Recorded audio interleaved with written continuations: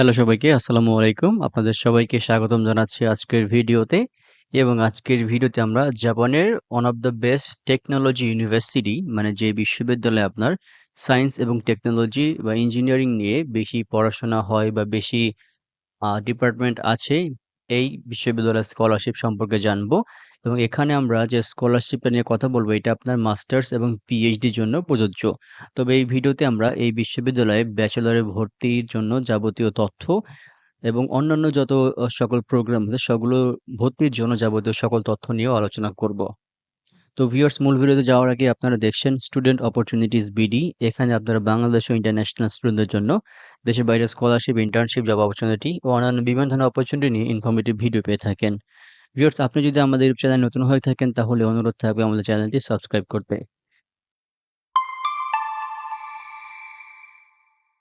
তো আজকের যে বিশ্ববিদ্যালয় টোকিও ইনস্টিটিউট অফ টেকনোলজি, এটার র্যাঙ্ক হচ্ছে 84তম বিশ্বের মধ্যে। এবং এখানকার যে মাস্টার্স প্রোগ্রাম এটা 2 বছরের জন্য এবং পিএইচডি প্রোগ্রামটা সাধারণত 3 বছরের জন্য হয়ে থাকে। এবং এই বিশ্ববিদ্যালয়ে আবেদনের শেষ সময় হচ্ছে 13 অক্টোবর 2024।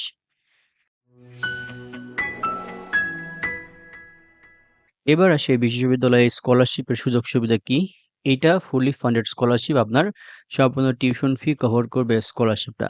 এছাড়াও একটা এনরোলমেন্ট ফি আছে, যেই ফিটা হচ্ছে স্কলারশিপ কর্তৃপক্ষ আপনাকে হচ্ছে পরবর্তীতে পে করবে যদি আপনি বিশ্ববিদ্যালয়ে ভর্তির সময় এই ফিটা দিয়ে থাকেন। এছাড়া প্রতি মাসে আপনাকে একটা ভালো অ্যামাউন্টের বৃত্তি দেওয়া হবে।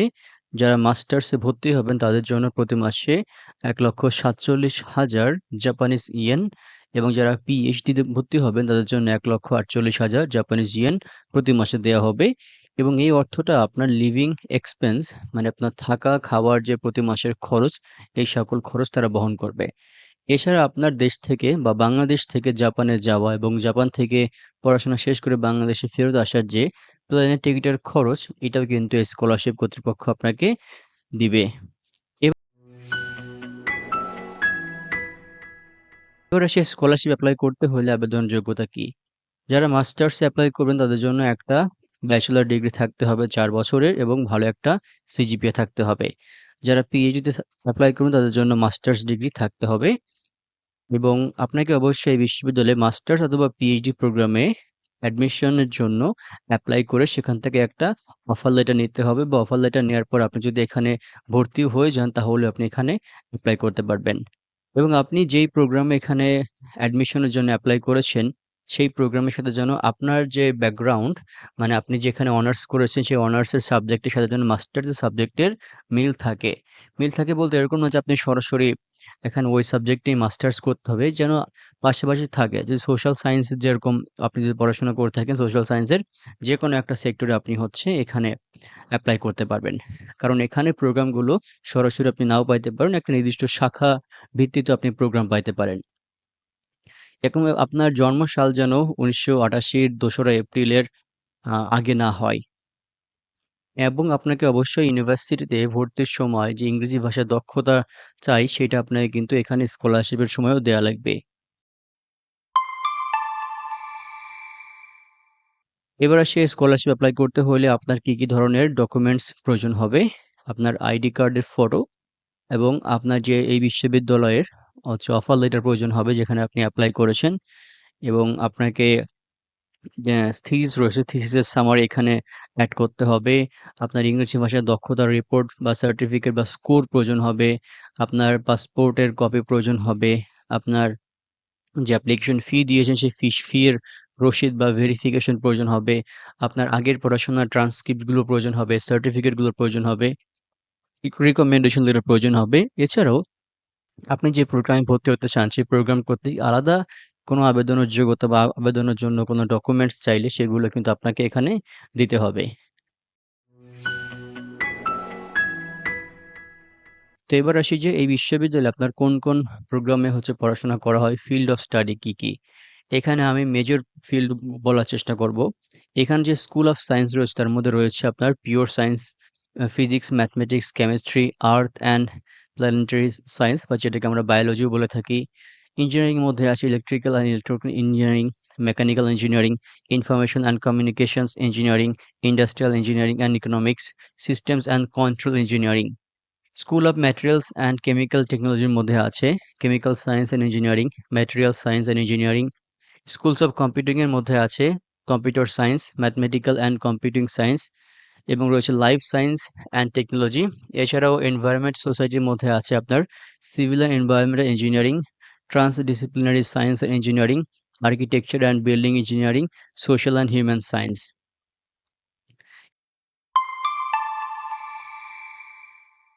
এবার আমরা বিশ্ববিদ্যালয় অ্যাপ্লিকেশনের মধ্যে আসি। এখানে যারা ব্যাচেলর বা অনার্সে অ্যাপ্লাই করবেন তাদের জন্য সিজিপিএ কেমন প্রয়োজন হবে। এখানে বলে দেওয়া হয়েছে সিজিপিএ 4 এর স্কেলে আপনার 3 থাকতে হবে। তাহলে আমরা 5 এর স্কেলে তুলনা করলে মোটামুটি আপনার 4.25 বা 4.50 আশেপাশে থাকলে আপনি এখানে অ্যাপ্লাই করতে পারবেন। তবে অবশ্যই সিজিপিএ যতটা ভালো হবে আপনার এখান থেকে অফার লেটার পাওয়া বা অ্যাডমিশন পাওয়াটা ততটা সুবিধাজনক বা সম্ভাবনাময় হবে।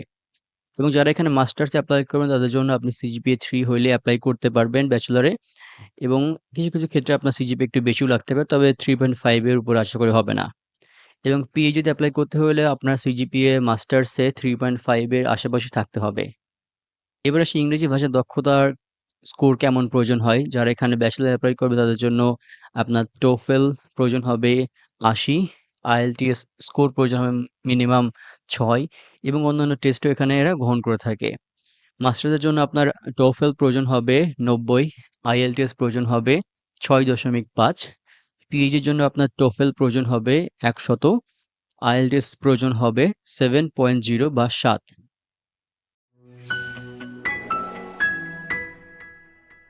এবার আসি যে বিশ্ববিদ্যালয়ে পড়াশোনা করার জন্য বাৎসরিক টিউশন ফি কেমন? এখানে টিউশন ফিটা জাপানিজ কারেন্সিতেও আছে, আবার আমি ইউএস ডলারে বলার চেষ্টা করব। যারা এখানে ব্যাচেলরে হচ্ছে এপ্লাই করবেন বা এখানে যারা পড়াশোনা করবে তাদের জন্য আপনার টিউশন ফি প্রতি বছর $৩,৭০০ মতো হয়ে থাকে, যেটা জাপানিজ কারেন্সিতে ৫,৩৫,৮০০ জাপানিজ ইয়ান হইতে পারে। এবং এখানে একটা অ্যাডমিশন ফিও দিতে হবে, যেটার অর্থ হচ্ছে $১,৯৩০। বুঝতে পারছেন, একটা ভালো অ্যামাউন্ট, এবং এটা আপনাকে মাত্র একবারে দেওয়া হবে, প্রথমবার দিতে হবে। যারা মাস্টার্সে এপ্লাই করবে তাদের জন্য আপনার টিউশন ফিটা $৩,৭০০ মতো হইতে পারে বাৎসরিক, এবং এখানেও আপনার একটা অ্যাডমিশন ফি দিতে হবে, যেটা $১,৯৩০। পিএইচডির জন্য আপনার টিউশন ফিটা একই রকমের $৩,৭০০ কাছাকাছি বা এর চেয়ে কম বেশিও হইতে পারে, এবং এখানে আপনার অ্যাডমিশন ফিটা দিতে হবে।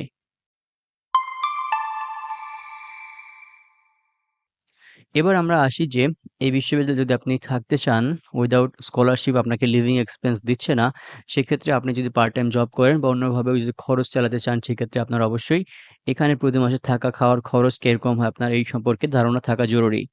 তো এখানে বসবাসের জন্য আপনার প্রতি মাসে ২০০ থেকে ৪০০ ইউএস ডলার প্রয়োজন হবে যদি আপনার ইউনিভার্সিটি হলে বা ডরমেটরিতে থাকেন। এবং যদি আপনারা আলাদা বাসা ভাড়া বা প্রাইভেট অ্যাপার্টমেন্টে থাকেন, সেক্ষেত্রে আপনার ৪০০ থেকে $৬৭০ প্রতি মাসে প্রয়োজন হবে। এবং খাবারের জন্য প্রতি মাসে আপনাকে বাজার সদাই এগুলোর জন্য ১৩৫ থেকে $২০০ প্রয়োজন হতে পারে। এবং যে বিভিন্ন বিল রয়েছে বিদ্যুৎ, পানি, গ্যাস, ইন্টারনেট, এগুলোর জন্য প্রতি মাসে আপনার সর্বমোট ৭০ থেকে $১০০ খরচ হইতে পারে। যাতায়াতের জন্য আপনার প্রতি মাসে খরচ হইতে পারে ৩৫ থেকে $৭০। আপনার হেলথ ইন্স্যুরেন্স বাবদ আপনার প্রতি মাসে ১৪ থেকে $২০ খরচ হইতে পারে। তবে আপনার এটা বছরের হিসাবে বোঝানোর চেষ্টা করবেন। এবং আপনার পার্সোনাল খরচপাতির জন্য প্রতি মাসে খরচ হইতে পারে ৭০ থেকে $১৩৫। তো টোটাল যদি আমরা চিন্তা করি, আপনার এখানে থাকার জন্য প্রতি মাসে আপনার নিম্নত $৫২০ প্রয়োজন হবে, যেটা আপনি সেভ করে চলার চেষ্টা করলে এই খরচটা হবেই।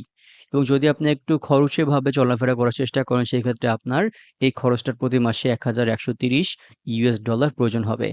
তো আমরা এখান থেকে যেটা বুঝতে পারলাম যে এখানকার যে লিভিং এক্সপেন্স এটা অতটা বেশি না, আপনার সাধ্যের মধ্যে আশা করে চলতে পারবেন। এবং অ্যাপ্লিকেশন প্রসেস সম্পর্কে একটু জেনে আসি। আপনাকে অবশ্যই আগে মেইন ইউনিভার্সিটিতে যাইতে হবে এবং আপনাকে মাথায় রাখতে হবে এই ইউনিভার্সিটিটা মেইনলি আপনার সায়েন্স এবং টেকনোলজি বা ইঞ্জিনিয়ারিং রিলেটেড। তো এই ধরনের প্রোগ্রাম আপনি এখানে পাবেন। এবং আপনার পছন্দের প্রোগ্রাম এখানে খুঁজে বের করতে হবে। আমি আগেই বলেছি যে হয়তো আপনি সরাসরি এখানে প্রোগ্রাম পাবেন না। ধরুন যে আপনি ব্যাচেলর করেছেন ফিজিক্স নিয়ে, আপনি এমএসসি ইন ফিজিক্স নাও পাইতে পারেন। ফিজিক্সের অন্য কোনো শাখায় এখানে মাস্টার্স থাকতে পারে। তো সেক্ষেত্রে আপনাকে কিন্তু এটা পছন্দ করতে হবে এবং আপনাকে ওই প্রোগ্রামের যাবতীয় ডিটেইলস জানতে হবে। ওইখানে কোন, কোন কোর্স পড়ানো হবে, এখানে আবেদনের যোগ্যতা কি, কি, আলাদা কোনো আবেদনের যোগ্যতা আছে কিনা, কি, কি ডকুমেন্ট প্রয়োজন হবে এবং আপনাকে ওই যে প্রোগ্রামে এপ্লাই করবেন সেই প্রোগ্রামের ফ্যাকাল্টি মেম্বারের মধ্যে যেকোনো একজনের সাথে আপনাকে যোগাযোগ করতে হবে বা যিনি আপনার সুপারভাইজার হবেন।